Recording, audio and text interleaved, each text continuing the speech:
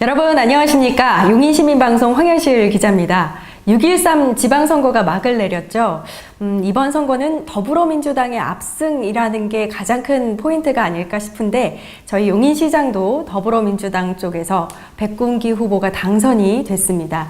이번 선거에서 좀 재미있는 요소들이 여러 가지가 있는데요. 그것들을 좀 분석을 해보면서 편안하게 이야기를 나눠보는 시간을 갖도록 하겠습니다.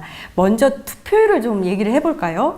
요번 저희 용인시 유권자 79만 4,871명 중에서 약 50만 명 정도가 참여를 해서 61.79%의 투표율을 기록을 했습니다. 이 투표율은요, 저희가 선거를 진행한 이후로 역대 두 번째로 높은 투표율이에요. 그 첫 번째 제1회 동시지방선거가 65.96%였고 그 다음이 요번 6.13 지방선거 61.79%로 투표율이 높았습니다. 왜 이렇게 높았나 분석을 해봤더니 지난 촛불 전국 이후로 대선을 치르고 나서 유권자들의 정치에 대한 관심이 높아진 것도 굉장히 많은 비중을 차지했던 것 같고요. 이번에 그 사전 투표율이 굉장히 높았습니다. 18.23%로 사실 사전 투표가 처음으로 도입된 게 6회 지방선거였었는데 이때 10.20%였거든요. 근데 그거에 비해서 18.23%면 거의 8% 가까이가 올랐으니까 사전 투표율 올라간 것도 전체 투표율을 올리는데 큰 역할을 하지 않았나 그런 생각이 듭니다. 이번 선거가 이제 시장, 도의원, 시의원 모든 선거에서 민주당이 압승을 차지했는데 여기에 대해서는 사실 많이 들으셨죠, 요즘에. 뉴스에서 야당에 대한 심판론이다 이런 분석이 가장 많이 차지를 하고요. 눈여겨볼 점이 저희 용인 경기도 의원의 8석을 전부 다 민주당이 가지고 갔습니다. 자, 용인시장 선거에서 백군기 후보가 당선이 됐죠. 일단은 과반을 넘긴 득표율을 가지고 갔고요. 23개 읍면동에서 1위를 차지했습니다. 거의 뭐 이거 압승이나 다름없는데 눈여겨볼 부분이 사실 정찬민 후보가 저희는 한 그 여론조사 결과로는 20에서 30%를 거의 넘지를 못했는데 선거 뚜껑을 막상 열고 나니까 41%가 넘는 표를 얻었어요. 각 후보 간 격차가 12%로 굉장히 좁혀졌었기 때문에 이번 시장 선거에서는 정찬민 후보가 약간 이제 약진을 보이지 않았나 그런 분석도 나오고 있습니다. 이번에는 도의원 쪽으로 가볼까요? 도의원 아까 말씀드렸습니다. 용인에서는 경기도의원이 8명을 뽑는 선거에서 8명 전부 다 민주당에서 나오는 결과가 나왔습니다. 일단은 더 중요한 건 이 선거구를 제외하고서 대부분의 선거구에서 60% 이상의 득표율을 차지했습니다. 완전한 압승으로 볼 수 있는데요. 이 선거구는 사실 이동, 남사, 원삼, 배감, 양지 뭐 이쪽이에요. 그래서 사실 여기에서도 엄교섭 후보가 58%의 득표율을 보였는데 굉장히 선전한 그런 결과라고 볼 수 있습니다. 비례대표 쪽으로 한번 가볼까요? 이번에는 일단은 역시나 더불어민주당이 절반이 넘는 52.81%를 가지고 갔습니다. 전체적으로는 비례대표 경기도의원 13명 중에서 7명을 가지고 갔고요. 자유한국당 25.47%를 얻는 데 그쳐서 3명을 당선시키는 데 만족해야 했습니다. 가장 눈에 띄는 대목은요, 일단 도의원 비례 쪽에서는 정의당의 약진이 또 눈에 띄는 대목입니다.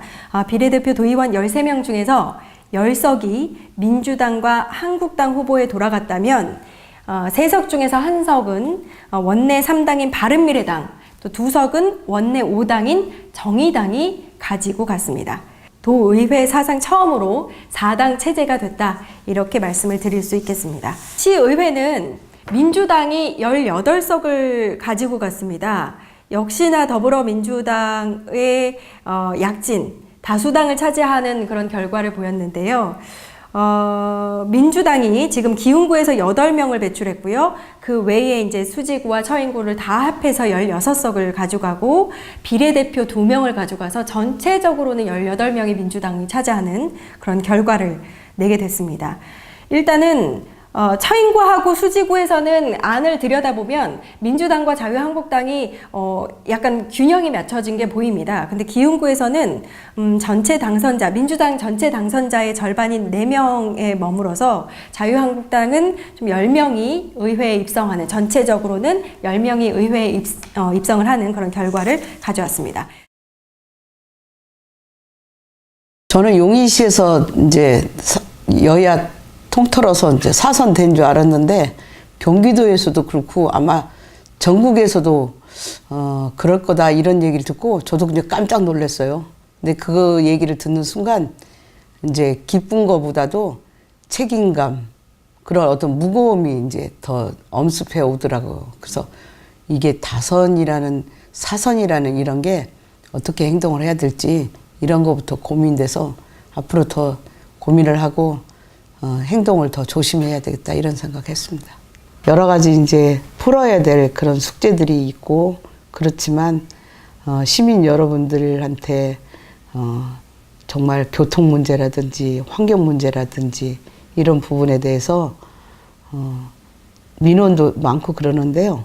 열심히 예산을 잘 이렇게 편성을 해주면 그런 부분에 대해서 의회에서도 고민하고 주민들한테 더욱더 삶의 질이 높아지도록 그런 부분에 대해서 노력하도록 하겠습니다. 자, 이번에는 용인시 의원 비례로 가보도록 하겠습니다. 역시나 민주당이 또 압승을 했는데요. 눈여겨볼 점이 4년 만에 민주당은 17% 득표율로 17%가 올라간 반면에 한국당은 20%가 낮아졌습니다. 민주당의 압승으로 볼 수가 있는데요. 유효표 49만여 표 중에서 민주당이 29만 표, 약 30만 표를 얻어서 60% 득표율을 넘긴 것으로 확인이 됐고요.